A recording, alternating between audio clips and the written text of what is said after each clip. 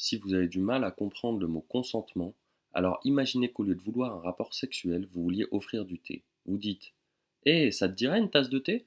Et si la personne vous répond: «Putain, ouais, j'ai grave envie d'une tasse de thé, merci», alors ça veut dire qu'elle veut la tasse de thé. Si vous dites: «Eh, tu veux une tasse de thé?» et que la personne vous répond: je sais pas, peut-être, mais je suis pas vraiment sûr», alors vous pouvez lui préparer une tasse de thé ou non, mais soyez bien conscient qu'elle n'en voudra peut-être pas. Et si elle ne veut pas boire votre thé, c'est là que ça devient important. Ne la forcez pas à boire. C'est pas parce que vous avez préparé du thé que vous devez forcer les gens à le boire. Et si la personne vous dit non merci, alors ne faites pas de thé du tout. Ne lui faites pas de thé. Ne la forcez pas à boire du thé, ne vous énervez pas parce qu'elle ne veut pas de votre thé, elle ne veut juste pas de votre thé, ok? Elle pourrait vous dire oui, avec plaisir. Et quand le thé arrive, finalement, elle n'en veut plus du tout. Bon, c'est sûr, c'est plutôt chiant parce que vous êtes déchiré à préparer tout ce thé, mais rappelez-vous que personne n'est obligé de boire du thé s'il n'en a pas envie. Oui, la personne voulait du thé, mais plus maintenant.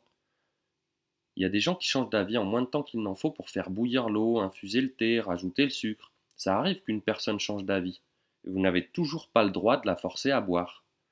Et si elle est inconsciente, ne lui préparez pas de thé. Les gens inconscients ne veulent pas de thé. Et en plus, ils sont incapables de répondre à la question: est-ce que tu veux du thé? Parce qu'ils sont inconscients. Ok, peut-être qu'elle était réveillée quand vous lui avez demandé du thé. Et elle a dit oui, mais le temps de faire bouillir l'eau, d'ajouter du thé et un peu de lait, elle s'est évanouie. Vous devriez juste poser votre thé et vous assurer de sa sécurité. Et là encore, c'est le plus important, ne lui faites pas boire votre thé. Ok, elle a dit oui tout à l'heure, mais les personnes inconscientes ne veulent pas boire de thé. Ok?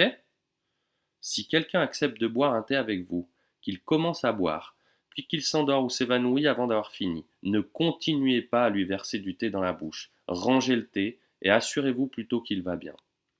Parce que les gens inconscients n'ont vraiment pas envie de boire de thé. Croyez-moi là-dessus. Si quelqu'un est venu boire du thé chez vous samedi dernier, ça ne veut pas dire qu'il veut que vous lui fassiez du thé tout le temps. Il n'a pas envie que vous pointiez chez lui tout le temps pour le forcer à boire en lui disant: «Mais tu voulais du thé la semaine dernière?» Ou pire, d'être réveillé par une personne qui lui verse du thé dans la bouche en lui disant: «Mais tu voulais du thé la nuit dernière?»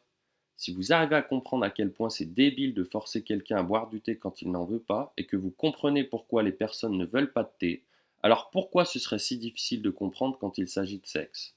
Quand on parle de thé ou de sexe, le plus important, c'est le consentement. Sur ce, je vous laisse, je vais me faire une petite tasse de thé.